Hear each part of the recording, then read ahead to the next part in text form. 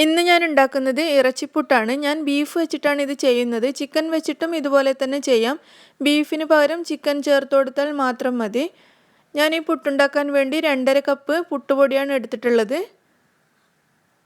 ഈ കപ്പിൻ്റെ അളവിന് 2.5 കപ്പാണ് എടുത്തിട്ടുള്ളത്. ഇതിലേക്ക് ആവശ്യത്തിന് ഉപ്പ് ചേർത്ത് കൊടുത്ത് നന്നായിട്ടൊന്ന് മിക്സ് ചെയ്ത് കൊടുക്കാം. ഞാൻ ഈസ്റ്റേണിൻ്റെ പുട്ടുപൊടിയാണ് എടുത്തിട്ടുള്ളത്. ഏത് ബ്രാൻഡ് വേണമെങ്കിലും എടുക്കാം. ഞാൻ പൊതുവെ യൂസ് ചെയ്യുന്നത് ഇതാണ്.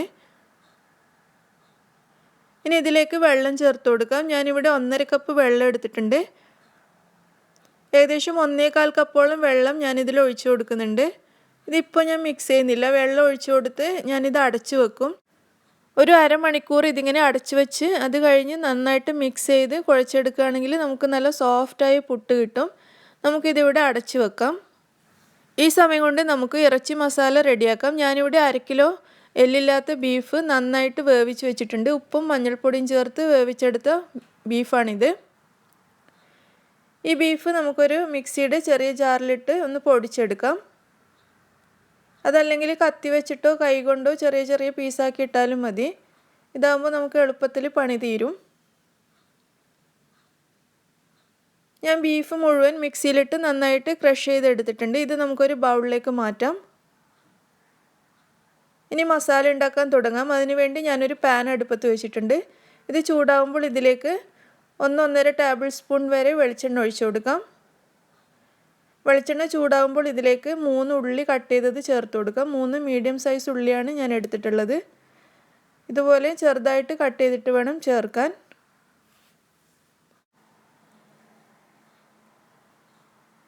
ഇനി ഇതിലേക്ക് 1 table spoon ginger garlic paste ചേർക്കാം.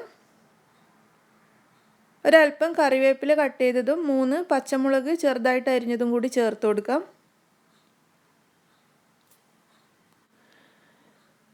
ഇതെല്ലാം കൂടി നന്നായിട്ട് വഴറ്റാം. ഇതിലേക്ക് ആവശ്യത്തിന് ഉപ്പും കൂടി ചേർത്ത് കൊടുക്കാം. ഈ ഉള്ളിക്ക് ആവശ്യമായ ഉപ്പ് മാത്രം ചേർത്താൽ മതി. നമ്മൾ നേരത്തെ ഇറച്ചിയിൽ ഉപ്പ് ചേർത്തിട്ടുള്ളതാണ്. അതുകൊണ്ട് ആവശ്യത്തിന് മാത്രം നോക്കിയിട്ട് ചേർത്താൽ മതി. ഇതെല്ലാം കൂടി ഒരു ചെറിയ ബ്രൗൺ കളർ ആകുന്നത് വരെ നന്നായിട്ട് വഴറ്റിയെടുക്കാം. ഉള്ളി ഇവിടെ ഏകദേശം റെഡി ആയിട്ടുണ്ട്.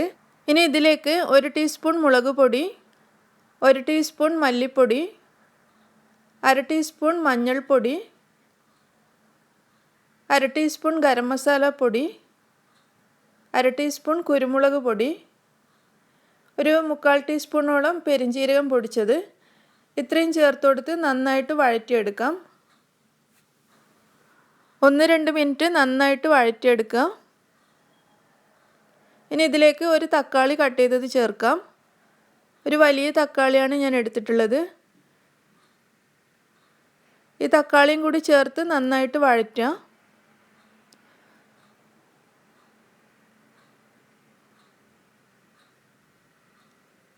ഇനി നമുക്കിത് അടച്ചു വെച്ചൊരു 10 മിനിറ്റ് വേവിക്കാം. തക്കാളി നന്നായിട്ട് വെന്തുടയണം. ഇങ്ങനെ അടച്ചു വെച്ച് കഴിഞ്ഞാൽ പെട്ടെന്ന് തക്കാളി വെന്തോളും.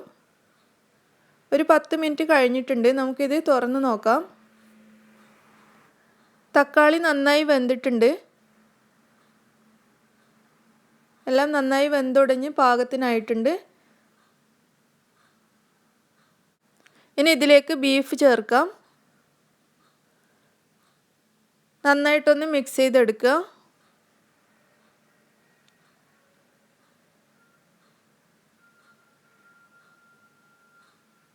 ഇതിലേക്ക് അല്പം മല്ലിയില അരിഞ്ഞത് ചേർക്കാം.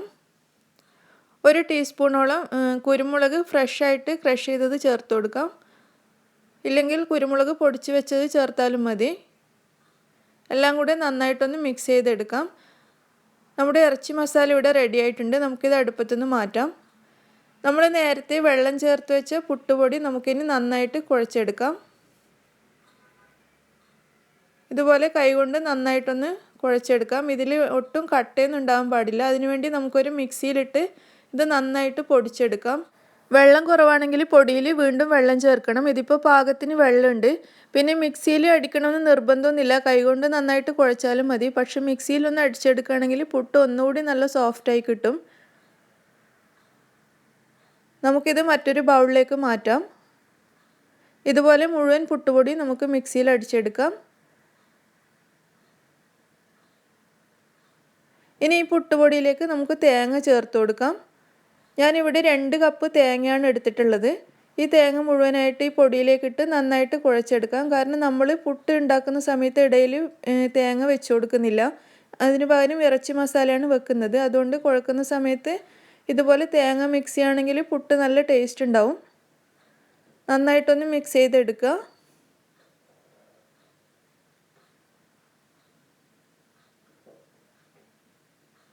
ഞാനിവിടെ പുട്ടുണ്ടാക്കാൻ വേണ്ടി പുട്ടും പാനി അടുപ്പത്ത് വെച്ചിട്ടുണ്ട്. ഇതിൽ വെള്ളം ഒഴിച്ചിട്ടുണ്ട് ആവശ്യത്തിന്. ഇത് തിളക്കുന്നത് വരെ നമുക്ക് വെയിറ്റ് ചെയ്യാം. ആ സമയത്ത് നമുക്ക് പുട്ടും കുറ്റിയിലേക്ക് പുട്ട് നിറച്ച് കൊടുക്കാം. ഇതിൻ്റെ ഏറ്റവും താഴെയായിട്ട് ഞാൻ അല്പം തേങ്ങ ഇടുന്നുണ്ട്. താഴെ മാത്രമേ ഇടുന്നുള്ളൂ. ഇനി ഇതിലേക്ക് ഒരു 2 കൈ നിറയെ പുട്ടുപൊടി ചേർത്ത് കൊടുക്കാം.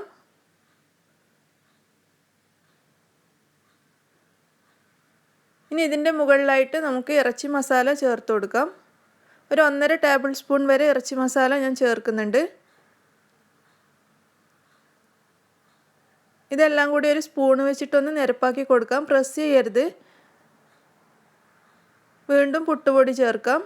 ഇതിൻ്റെ മുകളിലായിട്ട് വീണ്ടും ഇറച്ചി മസാല ചേർക്കാം. പുട്ടുണ്ടാക്കുന്ന സമയത്ത് ഒരിക്കലും പൊടി ഇതിലേക്ക് അമർത്തി വെക്കരുത്. ഒന്ന് നിരപ്പാക്കി കൊടുക്കുക മാത്രമേ ചെയ്യാവൂ. വീണ്ടും മുകളിലായിട്ട് പുട്ടുപൊടി ഇട്ട് കൊടുത്തിട്ടുണ്ട്. നമുക്കിതിൻ്റെ മൂടി ഇട്ട് കൊടുക്കാം. നമ്മൾ അടുപ്പത്ത് വെച്ച് വെള്ളം നന്നായിട്ട് തിളച്ച് വരുന്നുണ്ട്. നമുക്ക് പുട്ടും കുറ്റി പാനിയുടെ മുകളിലായിട്ട് വെച്ച് കൊടുക്കാം. നന്നായിട്ട് ആവി വരുന്നവരെ വെയിറ്റ് ചെയ്യാം. ഇതിപ്പോൾ മൺപാനി ആയതുകൊണ്ട് തന്നെ ആവി വരാൻ കുറച്ച് കൂടുതൽ സമയം എടുക്കും. അലൂമിനിയം ഒക്കെ ആണെങ്കിൽ പെട്ടെന്ന് ആവി വരും. ഇതൊരു 15 മിനിറ്റൊക്കെ എടുക്കും. ഇതിപ്പോൾ നന്നായിട്ട് ആവി മുകളിലേക്ക് വരാൻ തുടങ്ങിയിട്ടുണ്ട്.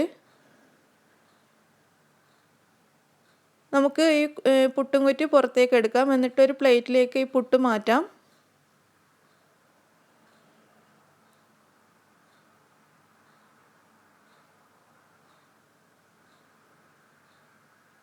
അങ്ങനെ വളരെ രുചിയേറിയ ഇറച്ചിപ്പുട്ട് ഇവിടെ റെഡി ആയിട്ടുണ്ട്. ഇതുപോലെ നമുക്ക് മുഴുവൻ പുട്ടും ഉണ്ടാക്കിയെടുക്കാം. നല്ല ചൂടോടുകൂടി കഴിക്കാൻ വളരെ ടേസ്റ്റാണ് ഇറച്ചിപ്പുട്ട്. ഇതിന് മറ്റു കറികളുടെ ഒന്നും ആവശ്യമില്ല. ഇറച്ചി മസാല മാത്രം മതി ഇത് കഴിക്കാൻ. പിന്നെ ഇത് ചൂടോടുകൂടി ഈ വാഴയിലയിൽ പൊതിഞ്ഞ് വെക്കുകയാണെങ്കിൽ ഒന്നുകൂടി നല്ല ടേസ്റ്റ് കൂടും. ഈ പുട്ട് നിങ്ങൾക്ക് എല്ലാവർക്കും ഇഷ്ടമായിട്ടുണ്ടെങ്കിൽ ലൈക്ക് ചെയ്യാനും ഷെയർ ചെയ്യാനും മറക്കരുത്. അതുപോലെ നിങ്ങളുടെ അഭിപ്രായം അറിയിക്കുക. പിന്നെ എൻ്റെ ചാനൽ സബ്സ്ക്രൈബ് ചെയ്യാത്തവരാണെങ്കിൽ സബ്സ്ക്രൈബ് ചെയ്യാൻ മറക്കരുത്. താങ്ക്